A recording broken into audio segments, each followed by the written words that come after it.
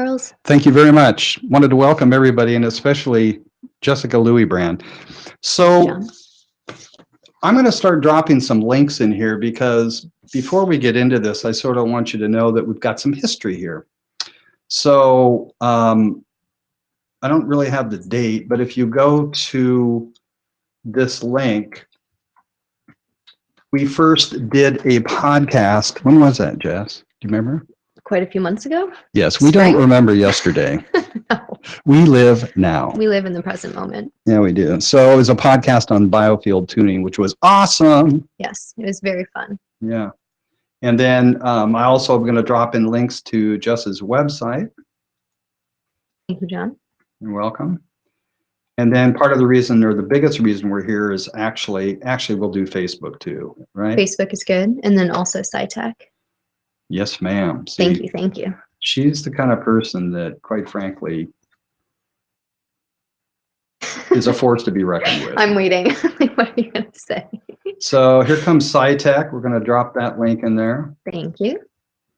SciTech is the lab that I work at in San Diego. Subtle Energy Lab, to be exact. Okay. And here's the Facebook page for the same. Okay. Awesome. So for those of you that are on replay, you should be able to actually use these links to get to Jess. And so I'm going to adjust your microphone a little bit. I can sit closer to it. That'd be great. Or I can do this. I can do a thing.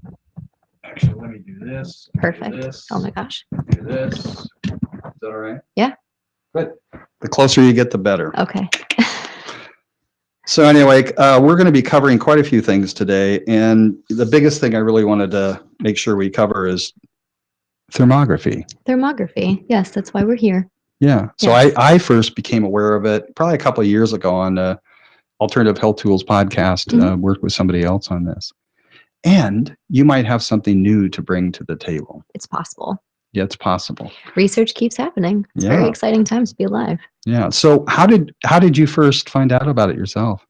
So I can get into a mini version of my life story and how I found thermography.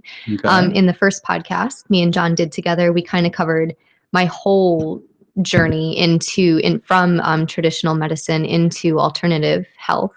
Mm-hmm. So pretty much I started in the traditional medicine track in college in Michigan, and then I suffered severe side effects from the pharmaceutical drugs that I was put on, and ended up my senior year of college in a complete health crisis, trying to finish up college, trying to figure out if I was going to go to graduate school, trying to figure out where and what I wanted to be when I grew up. And it just became very clear as I was completely suffering from these side effects that pharmaceutical drugs had caused that I did not want to go into traditional medicine any longer. Yeah. Sort of like, what did the clue look like, huh? Yeah. So just my digestive tract was all ripped up. My lymphatic system was pretty it wasn't functioning actually at all, which we'll kind of touch more on as we go through thermography. But our lymphatic system is extremely important. All our systems are, of course, but our lymphatic system is our body's sewage system. Mm-hmm. So what was happening is that the toxins in my body were just getting trapped in my body, and they weren't being able to release. And so this caused a health crisis, and I decided to graduate with my bachelor's degree in health sciences and find a natural healing route, because what I was doing wasn't working for me. So my dad, in his infinite wisdom, had a naturopath that he had gone to for many years. And so my dad took me back home to see this naturopath, and we talked about meditation, visualization, supplements, eating healthy, exercising. And we talked all about things that worked in coherence with the intelligence of the body.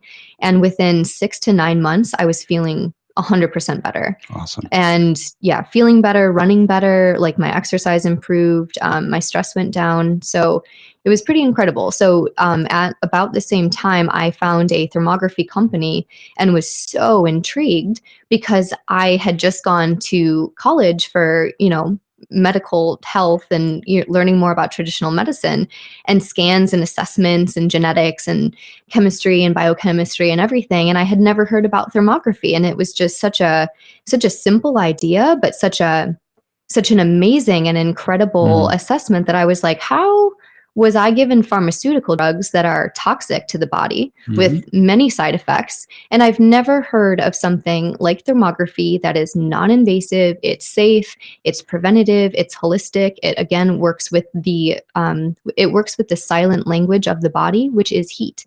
We are literally infrared creatures that emit heat. So and that's not all we are, but well, no, hang on. We're also cosmic. yeah. So that'll be another episode. Stay tuned. Yeah, stay tuned. But no, so I say that because a lot of times people talk about things like this, and they think that's all it is. But I can tell you from knowing Jess, what little really I know you is that you are like a diamond and multifaceted. Why, thank you. Yeah. So, but there's this piece that's really important that leads into thermography in terms of heat. Because, I mean, I know that in the past when like last night I was at an event and I was like hauling stuff around and I woke up this morning feeling the heat in my body, in different parts of my body. Yeah. So continue. Thank you. So, that's how I got my start into thermography, is simply by listening to what was going on in my body and then reaching out and looking for a solution, and then really not relying on what I had been told by other people and really just kind of doing my own quest and my own search, and then finding my naturopath and just going down that natural journey. And then that's how I found thermography, was along this health journey that I was on, just seeking out alternative treatments, alternative therapies, that really actually kind of ends with ancient wisdom, is kind of like the thing is, we used to live with nature. We used to eat with nature. We used to eat with the cycles and the seasons, and people were just eating better. And so thermography, as it turns out, is also an ancient practice, which I know when I say that, some people are like, what is she talking about? But what actually ended up happening is Hippocrates, who is the father of modern medicine. When doctors graduate, they have to take the Hippocratic Oath before they're able to practice. And what is that oath? First, do no harm, which is kind of funny in our society. I'd like to take that oath. But Hippocrates, again, the father of modern medicine, is actually the father of thermography. And so what really? Yeah, it's crazy. What he would do is he would take his patients and he would lay them down and smear a slurry of wet mud over their body. And he would just watch where these patterns, where this mud dried quickest and where it dried slowest. And then he was able to perceive from that in areas of heat, the mud was actually able to dry quicker because there was literally like a fire underneath drying that clay. And so he's actually quoted as saying, in whatever part of the body heat or cold is felt, there is disease to be discovered.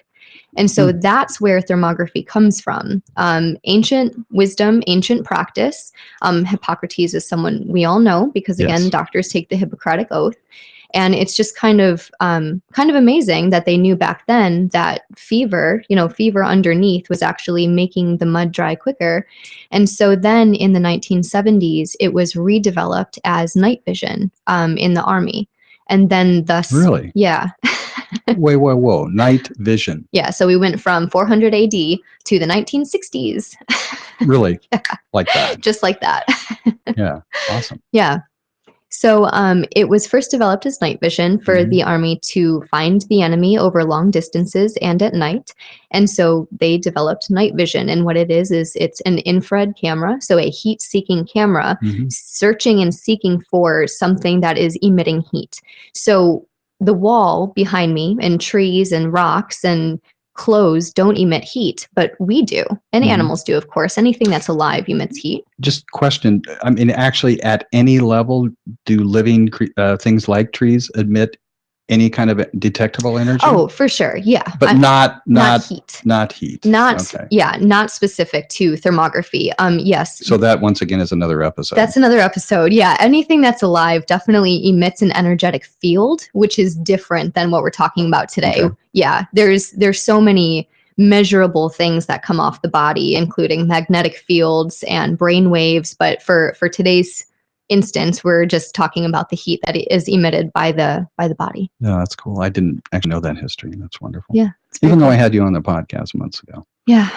We covered a lot of, of topics. Let's ask the question, because I have heard that mammograms, we're going to talk about mammograms and thermography. Mammograms were never actually designed to detect cancer. They were actually used to detect mass in a breast, useful to a surgeon that would be cutting it out. Is that? Well, let me just jump right in here and put a disclaimer in. I think it might be time. Thermography does not diagnose cancer. Nor are we today. And thermography doesn't diagnose cancer. It doesn't look for cancer. It doesn't diagnose breast cancer. That being said, neither does mammography. It does not diagnose cancer. It just lets you know, just what you said, that there is a mass there. The only thing that can diagnose cancer is a biopsy. Okay. Disclaimer time. Disclaimer time. I'm checking to see if anybody has any questions. There is a question pending. We'll get to it. Okay.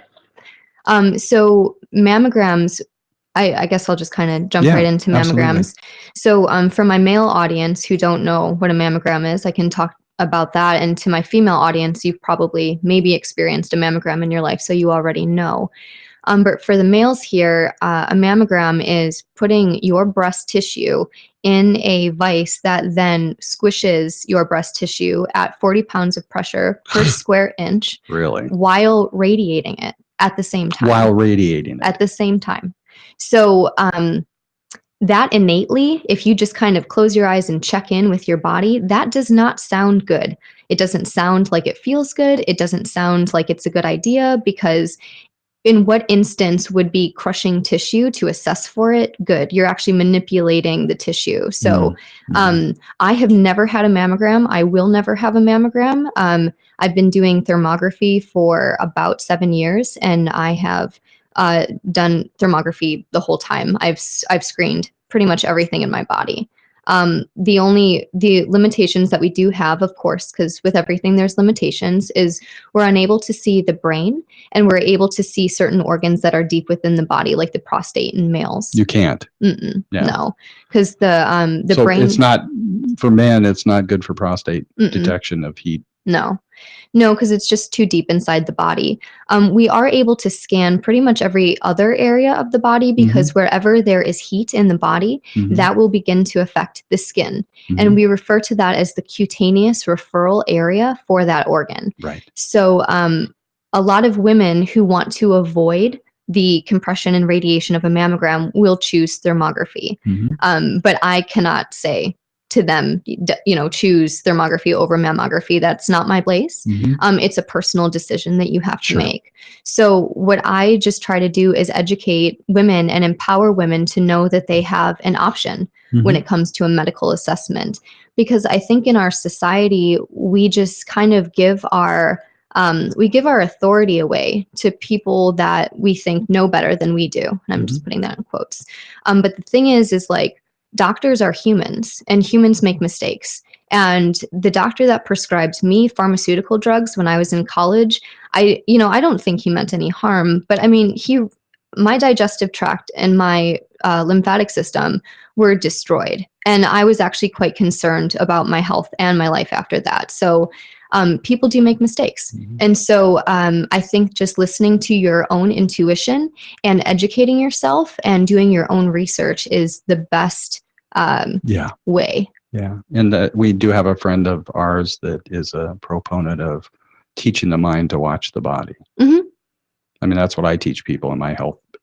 Part of my business is, people are always asking me technical questions about whatever, alkaline ionized water and stuff. I say, you just need to feel it.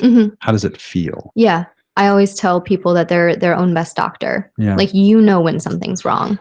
So is it worth talking about the procedure, how it works? I mean, thermography? Yeah. Yeah, we can totally talk about that. Yeah, because heat, cold, heat. Right. So how does it all work? Well, yeah. I mean, you can't really do the heat thing if you're in a warm room, right? Correct. So you have to have a cold room. Is that it? Exactly. Okay. So there are a lot of guidelines and things that people have to follow before they get a thermogram. Mm-hmm. So, for example, you're right. It's all heat based. So if you get a massage before a thermogram the day before, you cannot come in.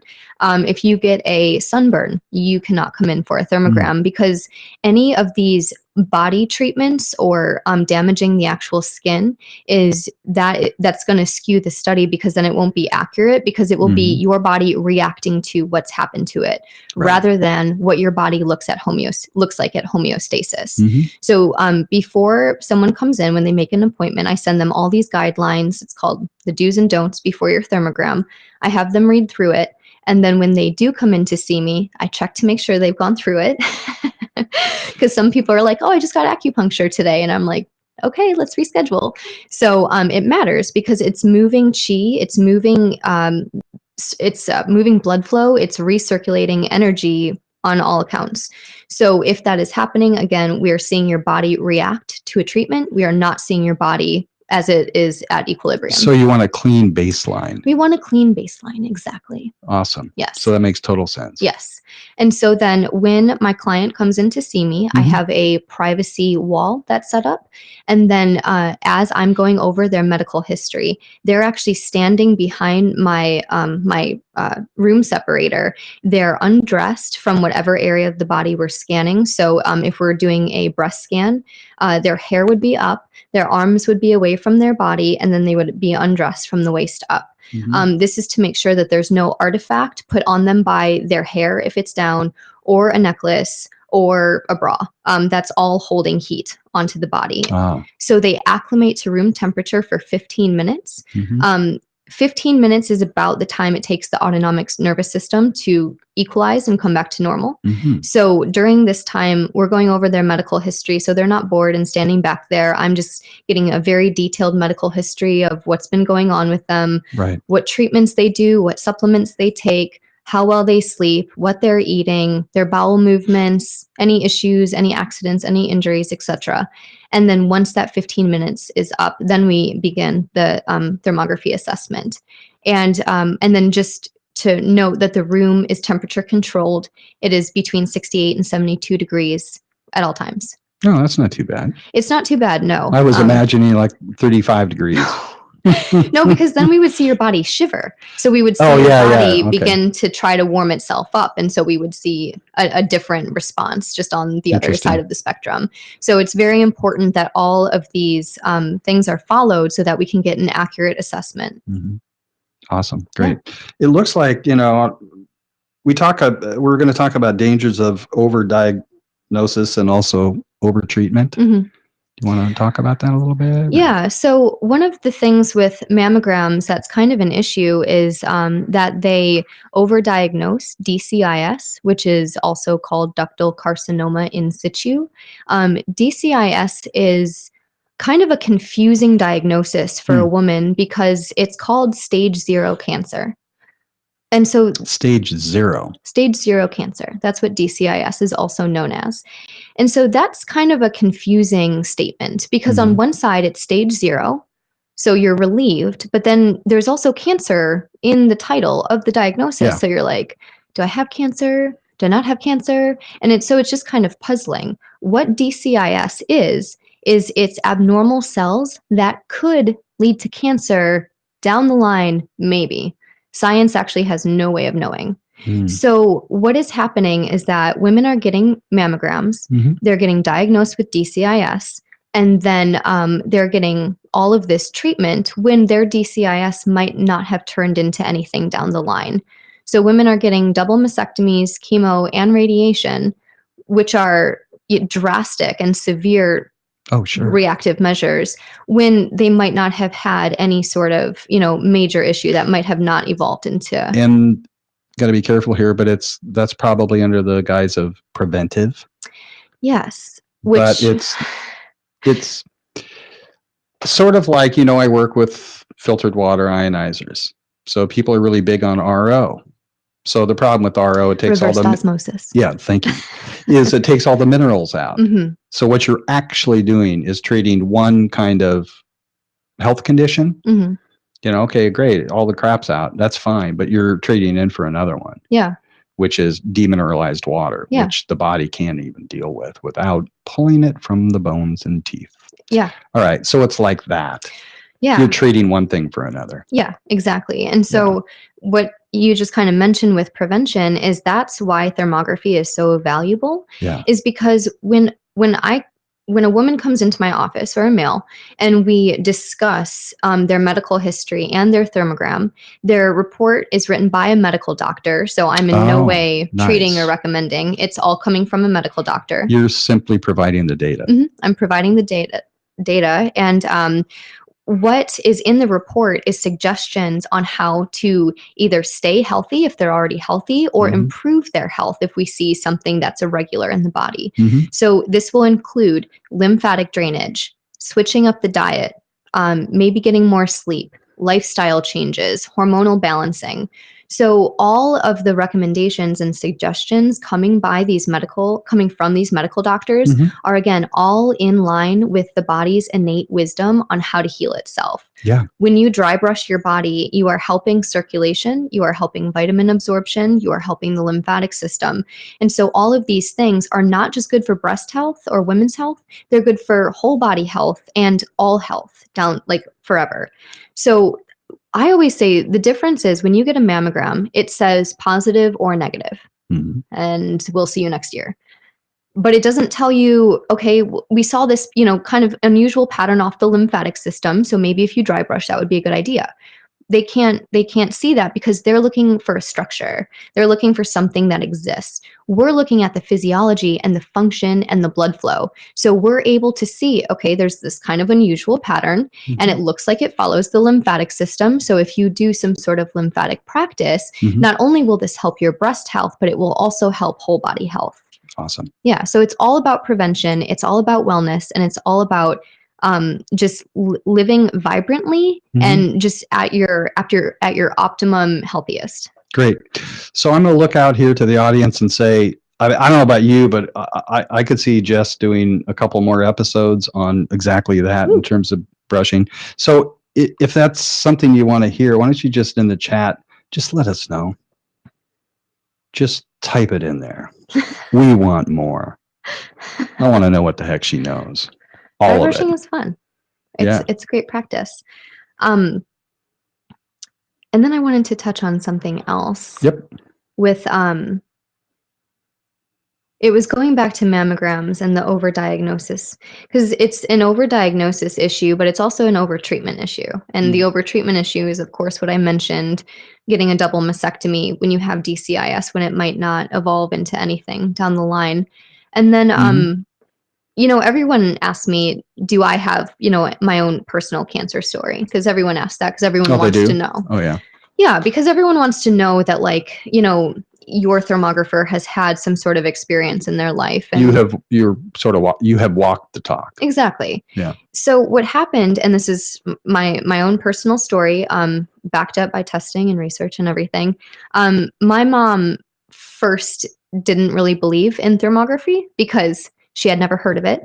Her doctor didn't believe in it, et cetera, and gave me all the reasons why. A lot of women give me reasons why they don't do thermography. And so about 3 years into doing thermography, I sat my mom down and I was like, all right, we're going to do a thermogram. And that's just what we're going to do. So she was good about every year getting her annual mammogram. And I sat her down in front of the thermography camera and I imaged her, and I couldn't help but notice that she had this high asymmetrical heat pattern in her left breast, different than the other one. So asymmetrical means one side, symmetrical means both sides. So she had an asymmetrical thermal pattern in her left breast. And it was highly asymmetrical. It had a large area distribution. It was intense. It was 1 degree hotter than the other breasts, which in thermography, that is significant to have one breast be 1 degree different than the other. And so I was like, okay, let's go get an ultrasound, because when we do a thermogram and if we see something suspicious, our next referral out is to go get an ultrasound. Ultrasounds are amazing because they are the scan that it can see the difference between a fluid-filled cyst and a solid mass, which makes a difference because a fluid-filled cyst is usually just a benign cyst that just kind of, that's your body's wisdom kind of cupping something off over here. But a solid mass is more of your tumor things. And so we tried to get a ultrasound from my mom. Her insurance would not let her. It said you have to get a mammogram in order to have the ultrasound, which doesn't really make sense because a mammogram can't tell the difference between a cyst and a mass. So why are we doing a radiating assessment when we think, you know, there's something suspicious here? Why wouldn't we just go to the ultrasound? It's, you know, insurance world. So she has to have a mammogram. They find something finally, and then she gets a biopsy and it's cancerous. So proven by a biopsy. But she had just had a mammogram a couple months earlier that came back totally clear. And if a couple months? A couple months. Oh, wow. So if not for the thermogram finding this heat response in her breast saying like, wow, this is, you know, unusual. And her, you know, being proactive and being like, I want an ultrasound. You can't have an ultrasound. Okay, well, fine. I'll play your insurance game and I'll go through all of this. And then she finds out she does in fact have breast cancer. So then because what happens is, and a lot of times in breast cancer diagnoses, women are scared, you know, they might have kids that all of a sudden they're like, oh my God, what if, you know, I, you know, pass on and my kids, like, what are they going to do? What is my husband going to do? So what these cancer diagnoses do to women is freak them out. And we all know that stress is a toxin. Oh, yeah. Stress is a very real toxin. So if you think you have breast cancer and you don't, or you think you don't have breast cancer and you do, which is a problem with mammograms because of their high false positive and false negative rate, it's very stressful either way. So, so the story of my mom continues, the saga. So she went in to talk to her breast surgeon about her options, and he wanted to do a double mastectomy with chemo and radiation on stage 2 cancer. And I was just like, you folks can't see me, in one breast. My eyebrows got really like, what? And so, of course, me having done thermography for a long time, me literally sitting and holding the hands of women who have no breasts anymore because they have followed this medical route, I was just like, no. Like, no, we're not doing this. And so my mom made me her patient advocate. And so we chose to do a lumpectomy to have my mom feel better that, you know, this toxicity was removed from her body. And then we did a very strict Gerson protocol. Gerson, what's that? From the Gerson Clinic, or Max Gerson, who is a German physician who was basically able to heal tuberculosis and all of these other diseases that have no cure. He came here forever ago. He's now passed on, and his granddaughter, Charlotte Gerson, is running the Gerson Institute and/or clinic. I'm not sure which one.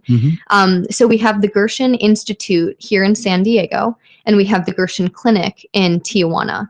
And the reason the Gerson Clinic is in Tijuana is because it's actually illegal to treat cancer with nutrition in the United States. Yeah. So the Gerson Clinic has amazing success stories, but they have to stay in Tijuana because they could be arrested if they came here treating people with nutrition. Because, yeah. So one thing I wanted to flip back to something I realized. So a thermogram would be an awesome second opinion, right? Yeah. Yeah. Or first opinion. Well, it could or should be the first opinion. But I'm just going to, let's just imagine there's a woman out there that has had a mammogram, some not pleasing results. If you were going to seek a second opinion, that might be the first place to go, right? Yeah, I will say that. And I will also say ultrasound as well, because an ultrasound is a structural test. So if your mammogram came back positive for a structure, you can get an ultrasound that will let you know if it's fluid filled or a solid mass. A thermogram will let you know if it has a blood supply, which is other really important knowledge. The thing is it seems that the medical field wants you to think you just wake up with cancer one day. Like you wake up and you have a cancerous tumor growing somewhere. That's not how cancer works. Cancer is us out of control. So it grows the exact same way that we do. We started off as this couple-celled organism. Yeah, I was going to say as a single cell or two cells. Yeah. So it starts in one cell. Don't quote me on it. I don't know Two how many cells. cells. I would assume one or two. Yeah. I don't know. Sorry. No, but it starts off as just a couple cells. I'll say couple. And then it grows and evolves and it gets bigger and it grows and evolves and it gets bigger. And over time, it turns into a tumor. So between infancy here and a solid tumor, many years go by. 5, I've heard. 8 to 10. 8 to 10 years. 8 to 10 years. So are you going to tell me that thermography can be useful in detecting it? Thermography can be useful in detecting. Not detecting it, but detecting something. Yes. So again, we do not diagnose breast cancer. Thank you. But what we are looking for is we are looking for a blood supply that could possibly be angiogenesis. Mm-hmm. And that's all I'm saying. You want to explain what angiogenesis is? Sorry. I'll say that. No, angiogenesis is new blood vessel growth. So because cancer is very intelligent, because it's us, it will start creating new blood vessels to feed itself in order to grow. Mm-hmm. So cancer produces nitric oxide as a byproduct. So nitric oxide is a vasodilator. So it vasodilates. So it opens up all the blood vessels around the cancerous tumor so that all of the food and the nutrients can come into the cancer. So that's how it grows, is it produces angiogenesis as a byproduct or neovascularity. So thermography is simply looking for these signs of neovascularity or angiogenesis. Okay. I'm not saying it diagnoses breast cancer. I'm just saying it looks for the thermal patterns that are this new blood vessel growth, because when there's this new blood vessel growth, it produces heat as a byproduct because there's work being done in the body. So there's a thermal signature that thermography can very easily find. I am so fascinated by this. It's really amazing. Yeah. So I am actually, Jose, are you there by any chance? You can just type yes or no. I'm not sure there's a question in here, but I'm going to read that he says, excuse me, but the breast observation is not only, he's there, is not only to make on breast in order you have a good idea, although breast cancer, you need to take a look on certain acupuncture points and thymus areas, T-I-M-U-S. I think he means thymus. Thymus area. So the thymus is in the middle of the chest, and it's present when we're born, but it actually kind of erodes over time. It's an endocrine gland. It's actually also linked with the heart chakra, and it produces lymphocytes to help clear the body. Again, lymph being lymphatic system. Right. Yes, Jose, I'm not familiar with acupuncture as well as I would like to be, but I'm sure that you can find information in acupuncture points. I saw an amazing acupuncturist yesterday named Rebecca, and she just was so amazing at placing points, and she was able to assess different things about my health and wellness literally just by placing these points. So I love acupuncture. That is actually one of the holistic treatments that my medical doctors recommend. They'll say acupuncture if there's stagnation in the body. So that's one of the things that we recommend. So Jose says, I formed in thermography by Russian medical military school. Where are you, Jose? Oh, you're Russian. Got it. Oh, nice. Could bring any of these people on if you wanted to. I think or just your mic was weird for a sec. So, Jose, we have, so I work at SciTech Subtle Energy Laboratory. In Portugal. Oh, cool. In San Diego, and we actually have the GDV/EPI electrophotonic imaging device in our office, and we also have the updated version of the BioWell. So if you are Russian, that is Kurlian photography, which is developed from the Kurlians who are Russian. So, and then the GDV was also created by Dr. Konstantin Korotkov, a very celebrated professor of physics at the University of St. Petersburg in Russia. So go Russia. Go Russia. You could bring any of these people on if you wanted to. Okay, good. So just to answer a previous question that Sean asked. Actually, when you sign up on one of the webinars, you can ask questions. So he says, where can I buy a device to facilitate the scanning? What is the cost and how long is the training? And I think you probably answered him, right? I can send out like an email about training and what it entails, camera costs and everything. So I can send all of that information out. Okay, so you'll email it to me and I'll email it through here. Yep. Okay, awesome. I'll create like a packet, like a welcome packet. That'd be awesome. So Charles, we see you're in Canada. Awesome. And so actually, I want to touch on something about Canada, please. Which is why I'm being so strict about we are not diagnosing breast cancer at all, is because what happened in Canada is that a reporter went to a thermography clinic undercover and asked the thermographer, like, hey, do you guys diagnose breast cancer? And all these other very like severe questions, and the thermographer was just sitting there like yes, which is no in thermography land. So the Canadian government actually shut thermography down for a little while. Since then it's been able to come back, and I'm very grateful because so that's why I'm being so strict, because the FDA, so that's another thing. The FDA actually approved thermography as an adjunct test to mammography in 1982. So that's a long time. So why isn't it on the insurance form? Yeah. So thank you for asking this question. So this is actually, I think, one of the most important questions is, why have you not heard of thermography? So what happened was, in the early 1970s, mammography and thermography went up at the same time to be included in hospitals. And so what happened was the mammogram people designed the thermography study. And if you think that's a conflict of interest, you're right. So what happened was the mammogram people designed a thermography study where they took a van, drove around the United States, and did thermographic imaging of women. There were no temperature controls. There were no guidelines. The radiologists were not trained thermographers. They didn't know how to take the images, and they also didn't know how to interpret the images.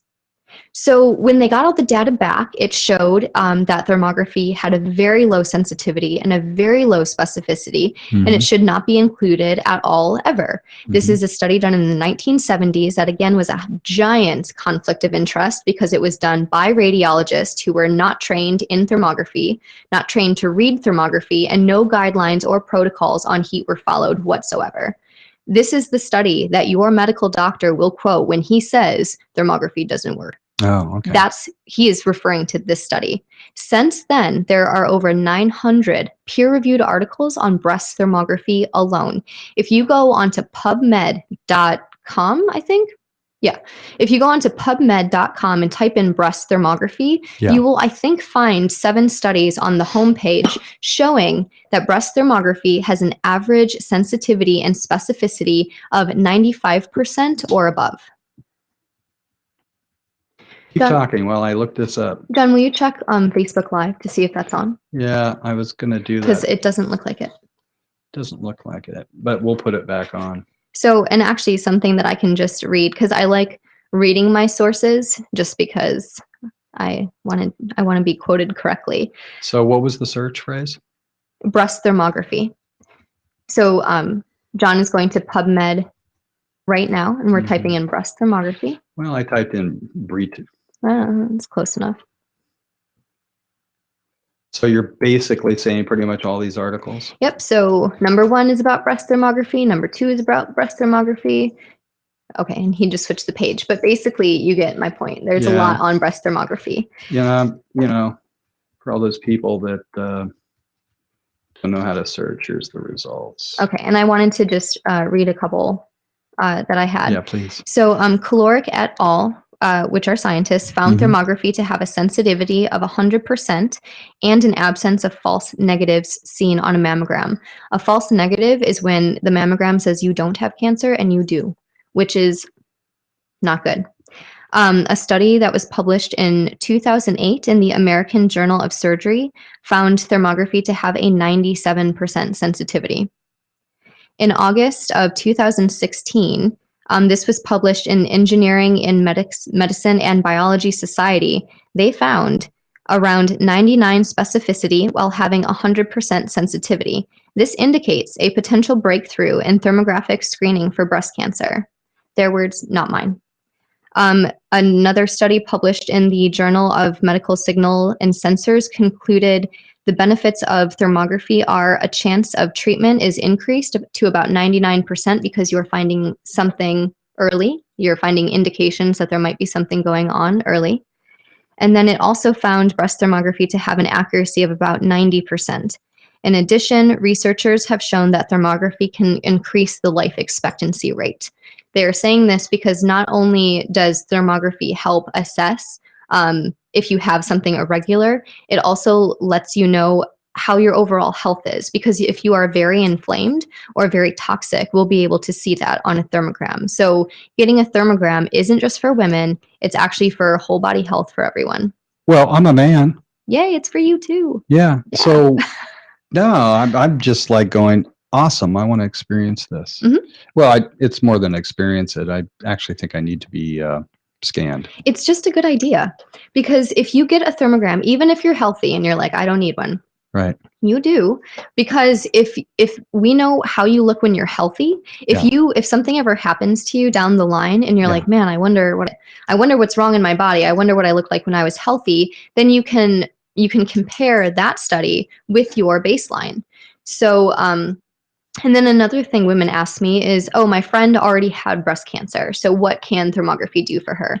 Oh, that's a good question. Well, if you've already had breast cancer, we can still scan you because thermography is safe. It's non-invasive. It doesn't hurt the body, harm the body, or send any harmful waves of radiation at the body. What it does is it's just taking a picture of what you emit towards the camera and not the other way around. So we can actually see if there's still inflammation from a past surgery or a past treatment. We had a client in Florida, I think, and she had had a mastectomy in her left breast. And when she got a thermogram done, we found a huge amounts of inflammation in the surgical site. And so she went back to her medical doctor, and then I don't know what the procedure was after that, if she got a mammogram, ultrasound, and then biopsy. But a biopsy confirmed that she had cancer again in the surgical site. So that's the other thing is cancer is not, cancer is a symptom of a toxic body. Yes. So it can pop up wherever. It doesn't have to pop up in the breast tissue. Most of the reasons that it does is because our breasts as women are adipose tissue, which is fatty tissue, which stores toxins. So that is one reason why women get breast cancer. The other reason why women get breast cancer is because most store-bought deodorants have aluminum, parabens, and phthalates in them. And when you slather that on your lymph node in your armpit, what happens is that will travel to the sentinel lymph node, which is in between the breast tissue and the axillary lymph node in the armpit. And most breast cancers are found in this upper outer area of the breast. And a mammogram cannot actually get that in the vise. This is the part that's left out in a mammogram. Where most breast cancers are actually found is a mammogram can't even reach it because it's out of reach. When you get a thermogram, we are able to scan every area of the body, the front, the sides, the obliques, the inferior, the superior. We're looking at every single angle of the body. Yep. So this reminds me very much of myofascial release, which is highly recommended for anybody that's doing body work. And anyway, it's recommended, it's not to replace it. It's actually, it's just something you would want to add to what you're already doing. Any kind of massage. Yeah. Are there a lot of doctors that are actually doing that? Recommending massage and no, thermography or thermograms. Yes. So we are mostly the usual people who are interested in thermography are naturopaths, chiropractors, and acupuncturists. And usually the younger MDs are interested in thermography because they're interested in finding a solution rather than just what they've always done and what they've always been told. Right. So they're a little bit more open-minded this day and age, which is really nice. And so, but yeah, it's an osteopath. It's usually it's kind of all the people who are considered fringe have thermography or love thermography or refer to thermography because they think it's awesome. And we think they're awesome because everything that we're all doing is, again, in line with the body's innate wisdom, in line with the cycles and seasons of nature, and in line with holistic and whole wellness. Yeah. Integrative. Functional. Yeah, it makes more sense. Yeah. So you want to talk a little bit about integrative or functional medicine? Because for a lot of people, they don't really know what that is. And when you're looking for a practitioner or a doctor, it's an option to look for one of these people. You want to talk about that a little bit? Yeah. So one of the things is if you have gut problems, gland problems, and I don't know, brain problems, your neurologist is not talking to your endocrinologist, who is not talking to your gastroenterologist, which means if you are on stuff for your gut and stuff for your glands and stuff for your brain, and you're taking pharmaceutical drugs, those could interact and cause really severe side effects, which I'm going to quote Bruce Lipton here. These are not my words. Bruce Lipton calls the side effects from pharmaceutical drugs direct effects. It's not a side effect that you're having. That is literally a direct effect of the medication. So his words, not mine. And he is amazing.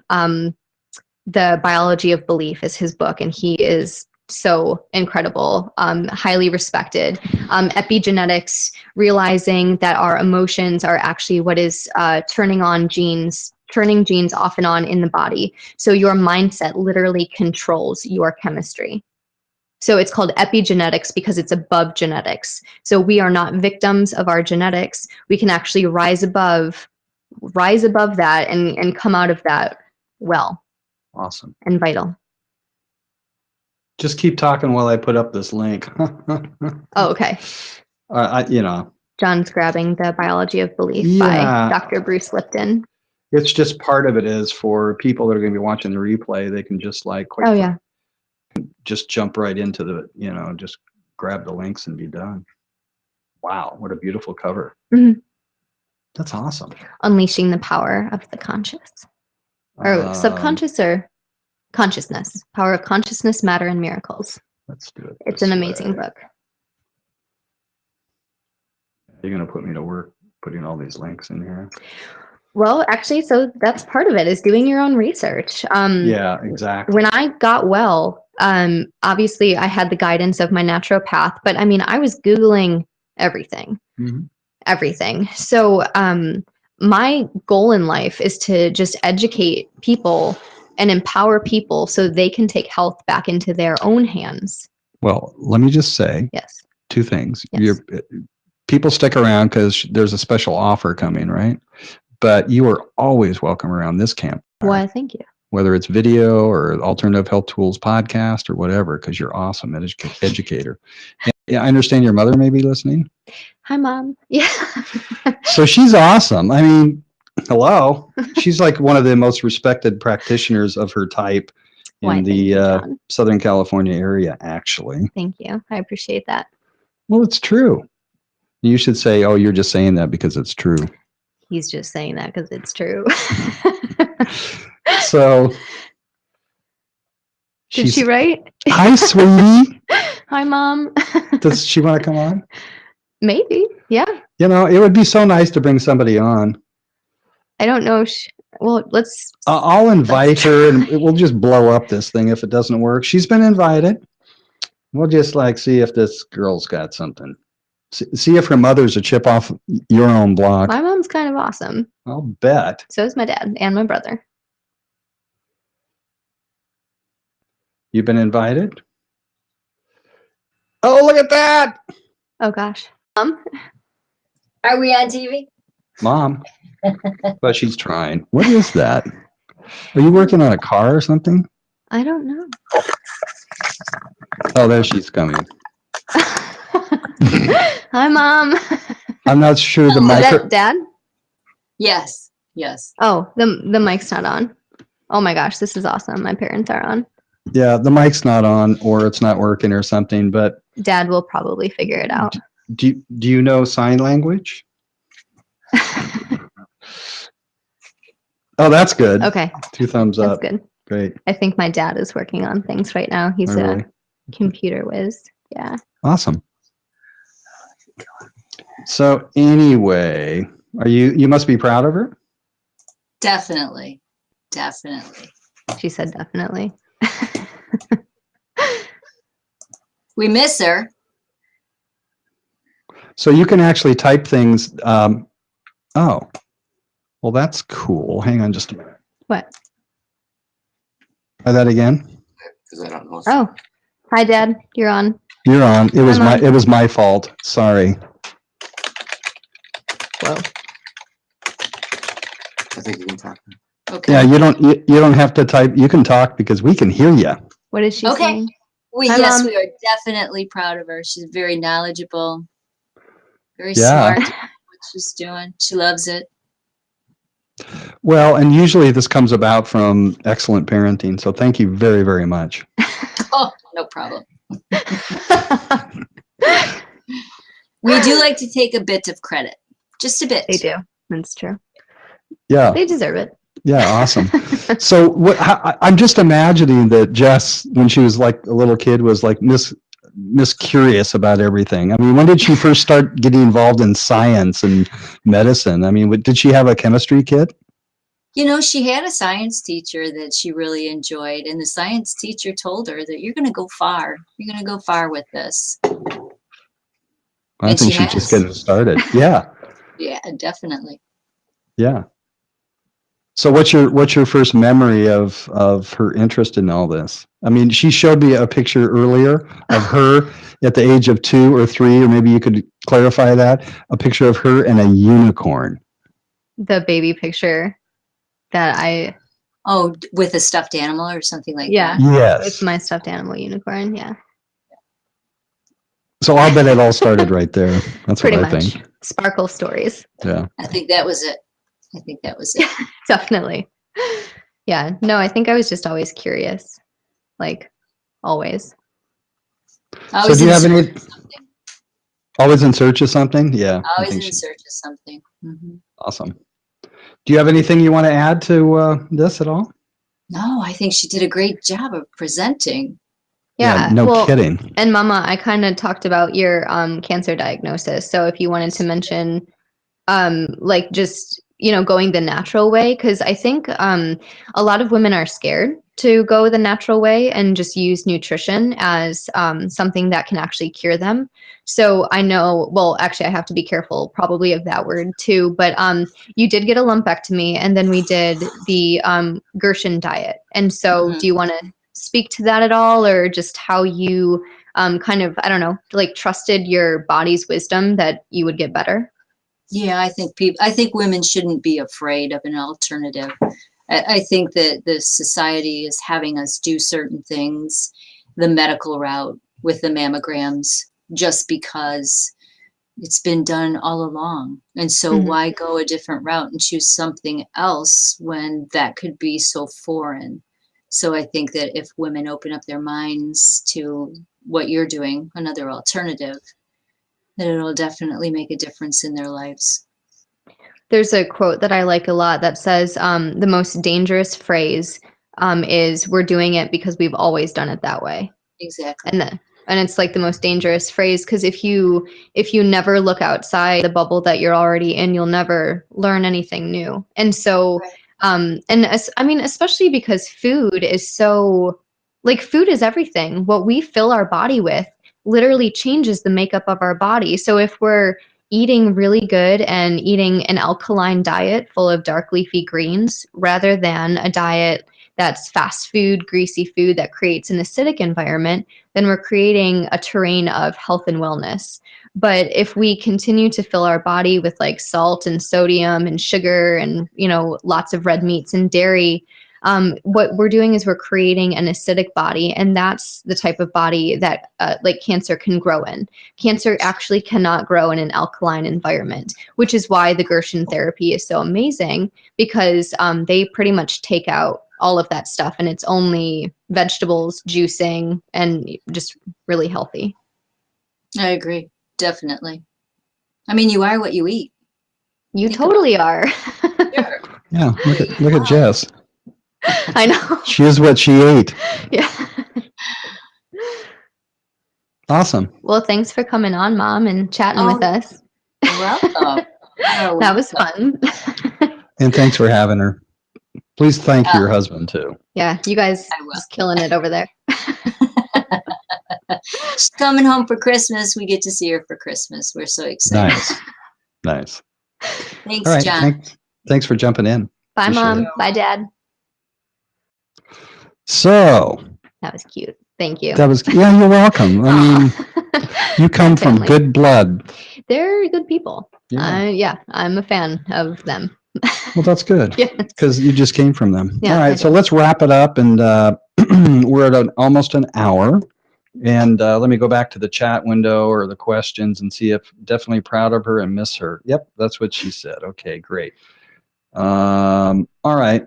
So we got some homework putting together an email with links that I'll send out through expertise. And documents on thermography cameras, the different types of thermography cameras, and then information about the training and Okay, good. and the upcoming conference. So what is the special offer? And do you want to talk a little bit about SciTech first? So SciTech Subtle Energy Laboratory is the lab that I work at in San Diego, or North San Diego County in California. And we are a lab that specializes in non-invasive testing. So we specialize in thermography, and we also specialize in energetic testing, which is what I mentioned to Jose earlier. We have a device called the electrophotonic imaging device, and also the updated version is called the BioWell. And what these are based in Kirlian photography. They are assessments that can read the energy around the body. And we can gather really important information from that, such as is a disease perhaps caused by an emotional origin. The technology is rooted in traditional Chinese medicine, which I'm sure everyone is familiar with somehow. That, you've probably heard that anger can be stored in the liver, or the energy of overthinking can pull energy from the spleen. This is all just traditional Chinese medicine. So our energetic our energetic device can actually assess to see if you have a propensity towards anger, frustration, overthinking, and if that is actually affecting your physical health. It is not FDA approved, as I'm sure you're not surprised to hear that, but it is actually approved by the Ministry of Health in Russia, and actually serves as a medical device in Russia. Awesome. Yes, thermography, again, like I mentioned before, disclaimer time, thermography does not diagnose breast cancer. We are not looking for cancer. We are looking for inflammation, because it's the body's first defense against anything. So what we are assessing for is thermal patterns that would lead to wellness or disease.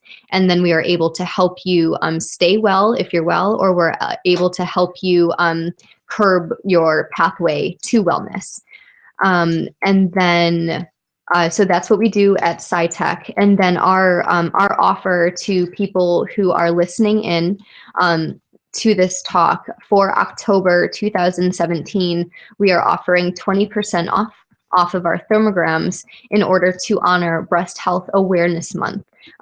Thermographers everywhere do not refer to October as Breast Cancer Awareness Month, because how can you be aware if you already have breast cancer? The awareness doesn't help you. So we like to call it Breast Health Awareness Month, because the awareness of health is what will keep you from getting diseases down the line. So in order to honor Breast Health Awareness Month, we are offering 20% off all of our thermograms. And so if you're listening in, please take us up on that offer. And we're in Encinitas, California, which is a pretty darn nice place to visit. It's awesome. If you wanted to combine a little trip to Southern California and get your scan done, why not? I mean, it's a fabulous destination. All right, good. So we're going to wrap it up. Anything you want to include? Oh, our next talk is on... Oh my gosh, I didn't know we were doing one. I mean, I knew we were doing one, but we haven't really talked about it. But go ahead. Aren't we? Okay. So biofield tuning is the sound healing modality that I am certified in as a practitioner and also a teacher. And I started biofield tuning as a client myself, and then was just so just amazed and by the incredible results that I found myself. I pretty much needed to become a practitioner and a teacher after that. And so that it's just an incredible sound healing modality that uses tuning forks in the field around the body, introducing a coherent noise and looking for pockets of discoherence in the field. Because it's awesome. Because after we did the podcast, and I just put the link up so people could go listen to it, but definitely come back here when we do the next one. Yeah, is that I actually had a session with Jess, and it was like, I mean, music and vibration is my thing anyway. Mm-hmm. So I was a little speechless afterwards. Yeah. So I mean, it's just incredible work. When you think about it at the base level, sound creates matter. And sound and energy and frequency and vibration is the secrets of the universe, as Nikola Tesla says, who is pretty much a genius. So what we do is we are just working in the field around the body using sound and using vibration to help realign and recalibrate the energy. Because if we are able to recalibrate and realign your blueprint, then we are able to recalibrate and realign you. And so people who have gotten biofield tuning always walk away saying it makes them feel lighter, and they feel like burdens and weights have been lifted off of their shoulders. And it's not magic. There's so much evidence behind it. There's so much science-based research backing it. So, or evidence-based research. Yes. So, awesome. It's a really incredible modality. So we'll be speaking about that next time. Yep, we will. Yes. So stay tuned. Yep. Thanks for joining us, and we're going to sign off, and you'll expect an email with the replay, and you can share it with friends. And once again, the special 20% discount offer at SciTech's good through the end of October, right? Mm-hmm. Awesome. Yeah. And it starts now, even though it's not October? Mm-hmm. Because if you call, you'll probably schedule for October, because it's next week. Great. All right. I'm going to be calling you. Well, you're right here. Yeah. But I'll call we could just office. Talk about it. Okay, good. Thanks for joining us. See you, Thank Jess. you. Bye, John. Bye.